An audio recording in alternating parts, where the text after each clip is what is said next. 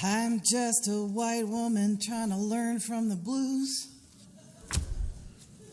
Just a white woman trying to learn from the blues. So I just want to put my identity right out there.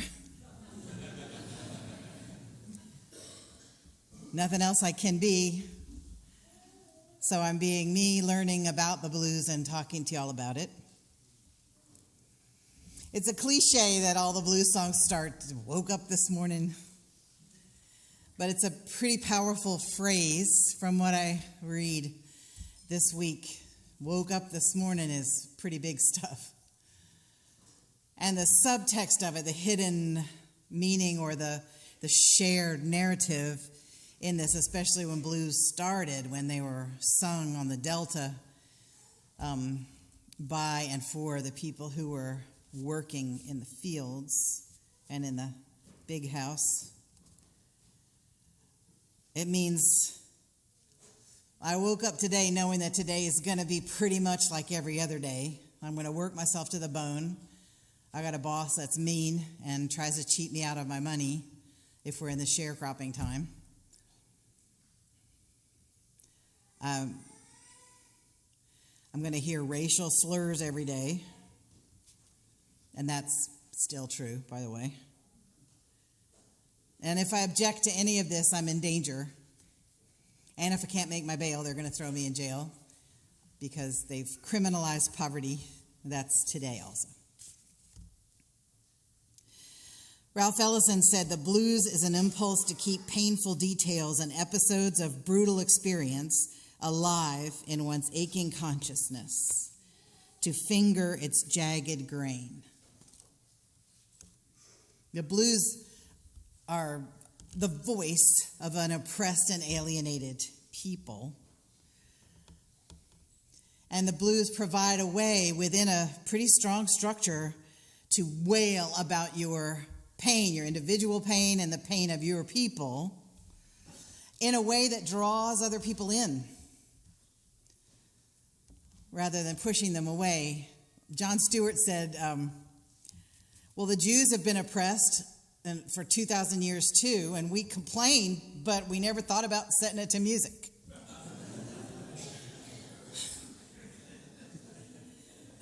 And so,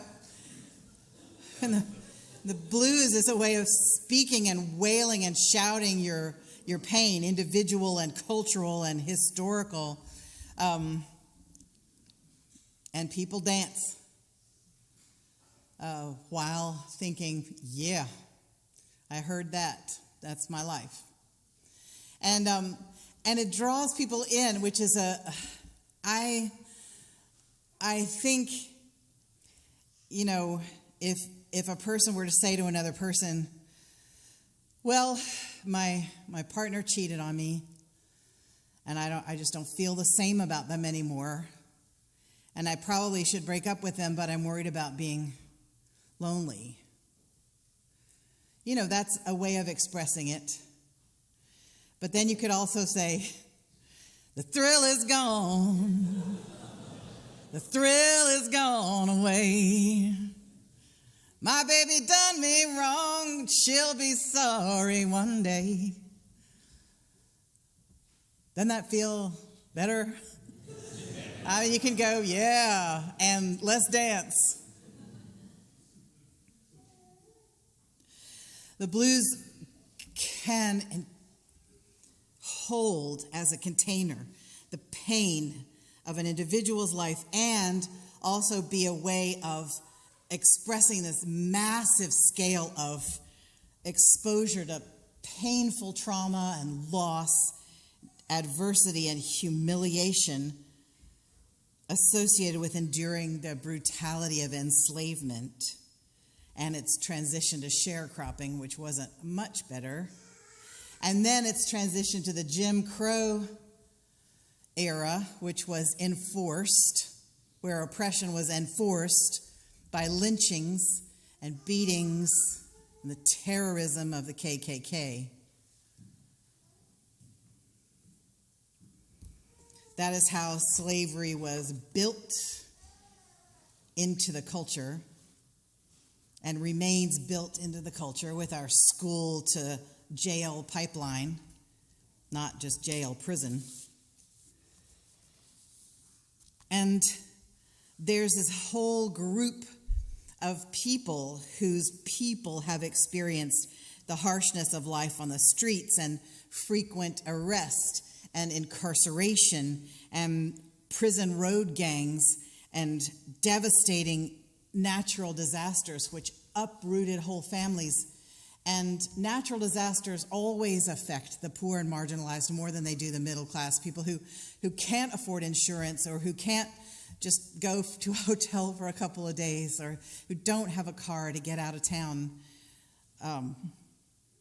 People die, and in blues songs you have the history of floods and death and the violence of life on the street in Chicago. So the blues started in the Delta, and then Cornel West said the blues drifted like mist from state to state up to Chicago, where it got electrified and sanctified. And so all of the experiences of the Black community could be expressed not just in the words of the songs, which were often very simple or in code, but expressed in the power of the voice and what you carry in your soul that comes through the voice. And also in the music itself, which expresses disharmony. I mean, a blues scale has minor, not minor notes, but I'm looking for a word I don't have right now. No. So thank you, though. Intervals. Minor intervals and major intervals. It's not the same intervals that you hear in a regular Western classical music. But you also have, so there's sadness and dissonance in the music itself, which then resolves. So there's tension and sorrow in the music, and then there's resolution. And even in the blues note, you sing a note, but it's not really the note. It's kind of under the note, and then you come up to the note. So the under the note makes the tension happen, and then coming up and hitting the note makes the resolution happen. So it's a healing way of talking about pain and trauma in a milieu that says we also talk about love and sex and coffee and whiskey and food in this milieu too. This is life. This is everyday life. And we lift up the pain because it's right there with the whiskey, and it's right there with the coffee, and it's right there with the beans. And we're going to just talk about our lives and the truth of our lives, even if it's in coded language.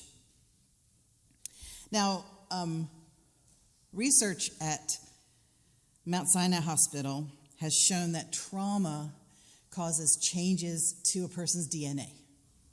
Trauma can cause changes to your DNA. And so when they worked with Holocaust survivors, and what they found was really astonishing, which is that PTSD, or trauma pain, changes a DNA and therefore is inherited by future generations. And so when you have a people, because of course I couldn't find much research on the Black community, but the Holocaust survivors had gotten some research.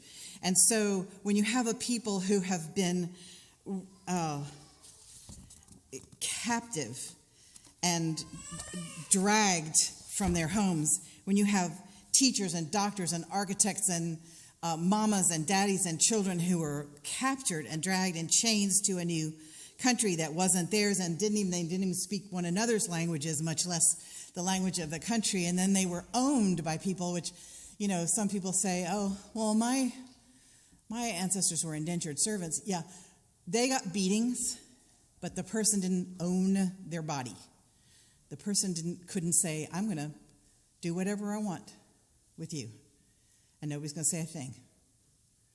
That is a trauma that people carry for generations. And when your people are carrying a trauma and when nobody talks about it, that can make you feel crazy because our culture, our dominant culture, just forgets so blithely the history of what the white people have done to the black and brown people. It forgets it, so that you'll see a perfectly lovely person, a perfectly lovely liberal person say something like, well, after all, we're all immigrants.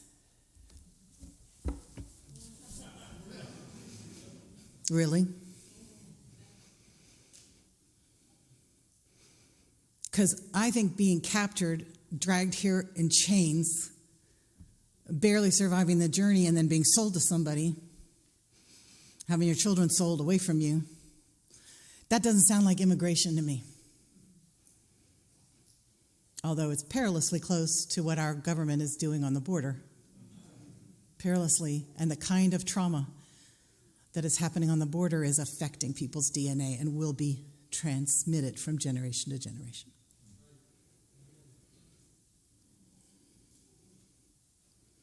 So when your brain is affected by trauma, this doesn't happen to everybody, but it happens to some.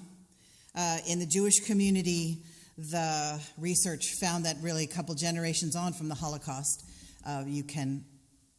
there is depression that can manifest because of this trauma experienced by the grandparents. So who knows how it manifests in the black and brown communities, but your brain gets rewired in a way so that you are more sensitive to threat. You have a different way of regulating emotions. And so when someone who has not had trauma says to you, oh, just calm down, they don't understand that the way that what you are processing is trauma, and it makes you process it a different way from other folks. Not worse, not better, just different.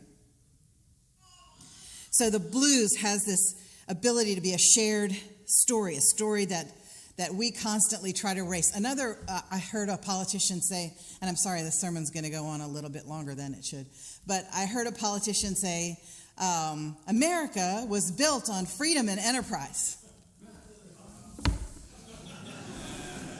Really? There was an article in 2017 in Forbes magazine about what a tremendous engine of economic development the labor of enslaved men and women and children was in the United States. Forbes magazine. Much of this country's wealth was built on the labor of enslaved people. And, 12 million people were brought over to the Americas, 12 million. 350,000 of them were brought to the 13 colonies. Where did the rest of them go? To the sugar plantations of the Caribbean and Brazil. 12 million people. And now all of their descendants. So it's important not to have your story be erased and forgotten. It's important to say the words. I'm doing some learning this week about saying the words. My people are white Southern people and white people from Philadelphia, and when we have something bad that happened, we don't talk about it because really, if you're struggling, it's kind of shameful. And that if you were really doing your life right, you wouldn't be struggling. That's our culture. And so when you're sick, you don't tell anybody. That's in my family. And when you're in financial trouble, you don't tell anybody. And if you do talk about it, you talk about it in a whisper. Say, well, Aunt Clara, she has cancer.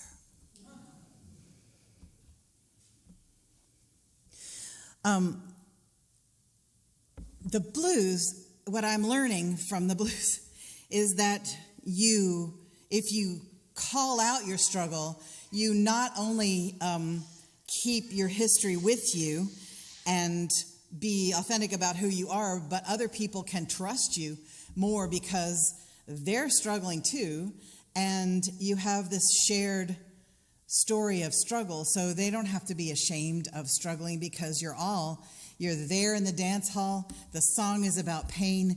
Everybody's dancing, and you have this story that you all understand about pain. And if you waited till the pain was over in order to dance, you'd be waiting your whole life. So you dance in the middle of the struggle, and you dance to music that's about the struggle.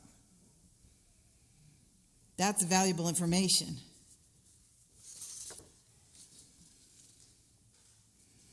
So we are trying to, there's so much I can't, wow.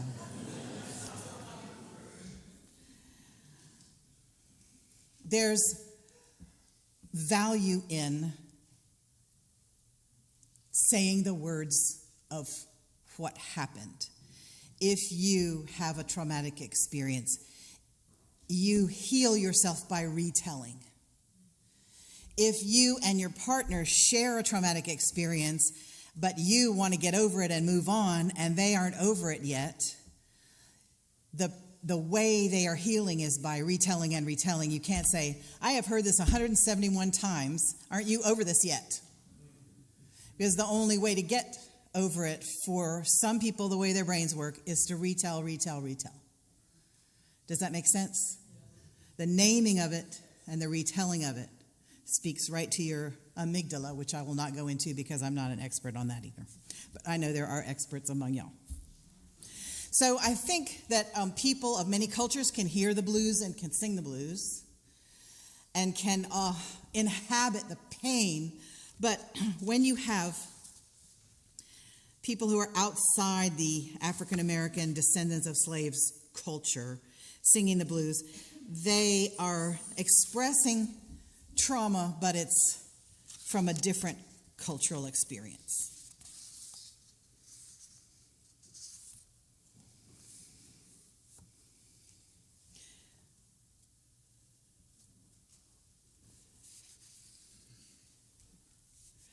I'm going to end with this quotation from Wynton Marsalis.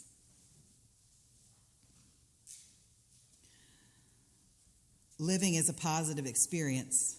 That's what the blues teaches you. That's why it continues to exist, and that's why it's in so much music. Yeah, all of this tragic stuff happened, but you're still here, and you can still express being here with style. And you keep dancing, man.